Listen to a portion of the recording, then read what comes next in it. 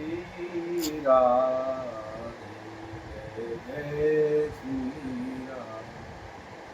हरिद्वार विराजिए कथा सुनो इतिहास, तुम श्रोताए मान के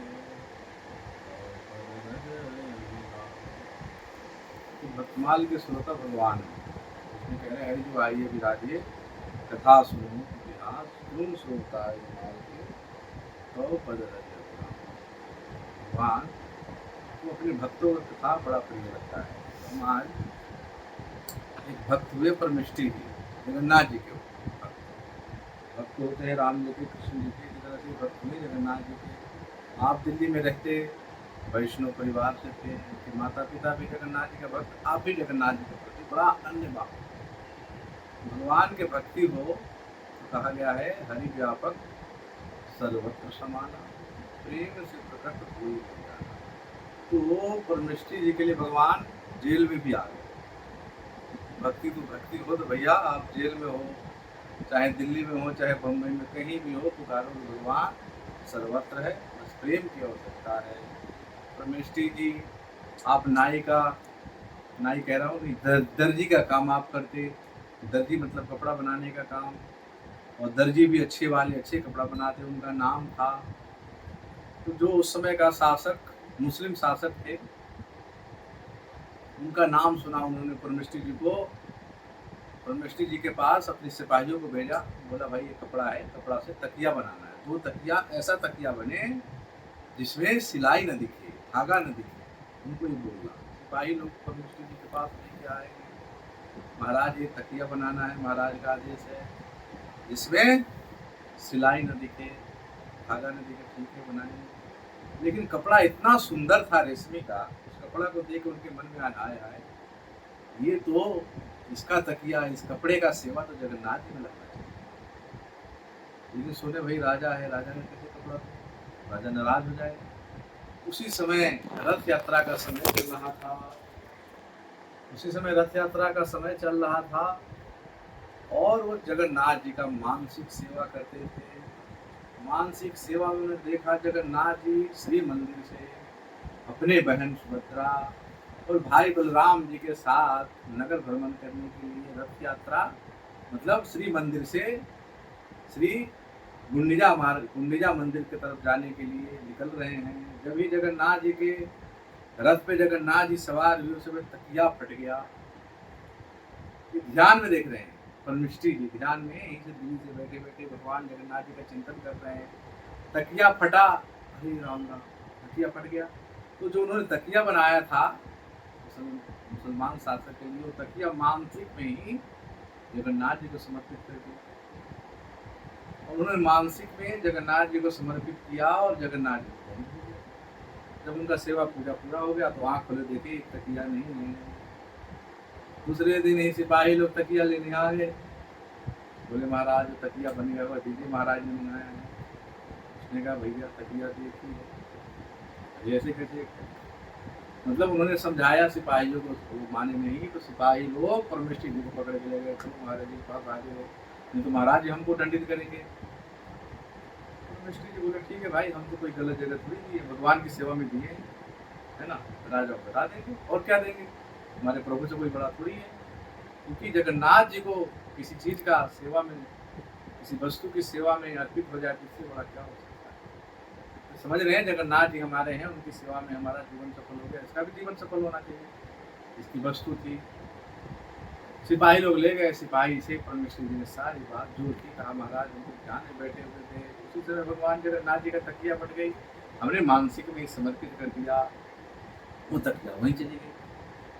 वे कहानी सुन के, बात सुन के जो अकबर था शासक, बड़ा गुस्सा हो गया, कहाँ जगन्नाथपुरी, कहाँ तू, अरे भाई वहाँ देने में भी 1-2 दिन का समय लगेगा, तुम कहते हो हमने ध्यान में दिया, ध्यान में चला गया, होता है क्या, झूठ बोलते हो। इस तरह से उसने कहा नहीं महाराज हम झूठ नहीं बोलते हैं, भगवान के भक्त कभी झूठ नहीं बोलते हैं, वो तो भगवान की सेवा में चला गया। अरे तुम मुझसे डरते नहीं हो, अरे आपसे हम क्या डरेंगे, जगत जो जगत के स्वामी हैं, जगत के नाथ है, जगन्नाथ है, उनको हमने समर्पित किया है। आपको तो खुश होना चाहिए, प्रसन्न होना चाहिए। अपना भाग्य बनाना चाहिए। इस बात से उसको और गुस्सा, नाराजगी आ गई और उनको जंजीरों में बांध करके जेल में डलवा दिया। किनको? परमेष्टि भगवती। परमेष्टि भगवती कोई मन में गलानी नहीं, कोई दुख नहीं, प्रभु जैसे रखो, है ना। आप कर्म विवाक गतागत पुण्य पुण्य मति रहती, हे प्रभु यदि मेरा कोई कर्म का फल है, कर्म की गति है, तो आप जैसे रखो, लेकिन मेरा मन बुद्धि आपके चरणों में लगा रहे। इस तरह से आपको जेल में डाल दिया गया। आप जगन्नाथ जी से प्रार्थना करते हैं, माधव भक्त विनती करते। भगवान से जेल में प्रार्थना करते, हे प्रभु तब तुलसी तिल देह समर्पिनु छाड़ी बताया जानी। हे प्रभु, तुलसी और तिल के द्वारा मैं अपना ये शरीर समर्पित करता हूँ। आप मुझे जेल में डलवा दो, नरक में डलवा दो, कोई बात नहीं, लेकिन मेरा बुद्धि मेरा मन आपके चरणों में है। इस तरह से जेल में ही भगवान का प्रार्थना कर रहे हैं, माधव बहुत विनती करत हुई गणित दोष गुण लेस न पाईबा जब तू करब विचार। हे प्रभु, हमारे दोषों को गिनोगे तो कभी मेरे पे कृपा नहीं होगा। गणित दोष गुण लेस न पाईबा जब तू करब विचार। माधव बहुत विनती करत हुई, हे माधव बहुत विनती करता हूँ, तू ही जगत जगन्नाथ कहाव जग बाहर नहीं छाड़। हे प्रभु, हे जगन्नाथ, आप जगत के नाथ है। आप जेल में रखो या बाहर रखो, आपकी मर्जी। मेरा कोई दोष तो नहीं है, मेरा तो कोई अपराध नहीं, ये वस्तु तो मैं आपको चरणों में समर्पित किया, आप ही मेरी रक्षा करो। इस तरह से कृष्ण है कृष्ण है कृष्ण है कृष्ण है कृष्ण, इस तरह से भगवान को आर्त भाव से पुकारे हैं जगन्नाथ महाप्रभु जेल में। बोलो जगन्नाथ भगवान की जय। जेल में जगन्नाथ जी प्रकट हुए हैं। प्रकट होते ही एक दिव्य आभा प्रकाश उत्पन्न हुआ है। उस प्रकाश के प्रभाव से, आनंद के प्रभाव से भगत जी का आंख खुला है। श्री जी ने सामने प्रभु जगन्नाथ जी को देखा। जगन्नाथ प्रभु, आप यहाँ भी आ गए। हे नाथ, आप कितने दयालु है, चरणों में साष्टांग प्रणाम करते हैं। हे प्रभु, ये आपके रहने के स्थली थोड़ी, आप क्यों आ गए? आप मेरे अपराधों को क्षमा करें, मेरे कारण आपको आना पड़ा। इस तरह से रो रो के जगन्नाथ जी के आगे दिल भाव से प्रार्थना। नहीं नहीं नहीं परमेष्टि जी, तुम्हारे जैसे शुद्ध भक्त मेरे प्राण हैं, जान हैं, तुम्हारे लिए तो मैं कहीं भी आ सकता हूँ। ऐसे भक्तों के लिए जगन्नाथ जी प्रभु भगवान कहीं आ सकते हैं। इस तरह से उनको गले से लगाया है, आप चिंता मत करो, मैं आ गया हूँ, सब ठीक हो जाएगा।